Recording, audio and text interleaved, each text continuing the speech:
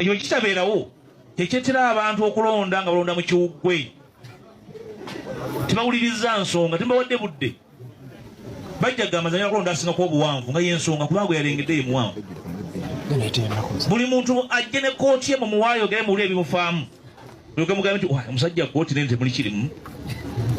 Bakojja ba Mpuuga, bamama ba Mpuuga, basenga ba Mpuuga, batata ba Mpuuga, bakyala ba Mpuuga, abaana ba Mpuuga, bakizibwe ba Mpuuga, mutuyambe mujje n'embuzi ku kibuga mugikubire enkonde ye wammwe egenda kulya amalagala g'abantu.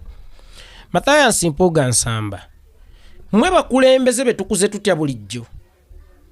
Era mmwe bakulembeze obwakabaka waffe obw'e Buganda ku bubadde basibidde nti naffe twateekateeka bulungi. Ng'omukulembeze omuteeketeeke e Buganda minzaani gy'ataddewo okupima omukulembeze anaaweereza abantu n'ataabeemunsa. Bigambo bye nti oli ajja ayogere nange nzije njogere mwe mulondewo anaabeera omutuufu. Bawala bangi abejjusa n'olunaku olwaleero okutomera baggaaya abakyamu ne baleka abantu abatuufu olw'okuba bali be baayina enjogera ennungi, olw'okuba bali be baayina ebigambo ebimatiza.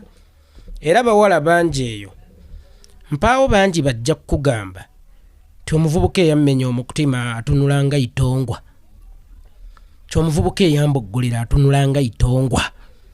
Abaabemenya emitima, abaaboboggolera era batunula nga bannaaviyo. So ebigambo ebirungi n'ebiba biva mu muntu omulungi si eminzaani gye tuyinza okukozesa okupima obukulembeze obulungi, kubanga kyangu nnyo okwogera obulungi olw'okutuukiriza ebigendererwa byo ng'omuvubuka akwana omuwala. Teri muvubuka alikwana muwala n'amugamba nti bw'ona nfumbirwa ŋŋenda kukalakata emiggo mbalyowere, bw'ona nfumbirwa ŋŋenda kukalakata emiggo namugambe bonna babeera boogera bulungi naye munnange bikyukireyo oluvannyuma lw'abano okufuna bye beetaaga. Kakati Mathias Mpuuga Nsamba, abantu abo b'olimu si baana bato abasinga ne mu bo batabadde ku malya. Ng'obanyumiza ebigambo by'okwogera obulungi nga bakimanyi nti osobola okufuuka nawolovu. Bw'oba emisana osobola okubeera e Masaka ne Kyagulanyi, ate obudde obw'akawungeezi n'obeera ne Museveni.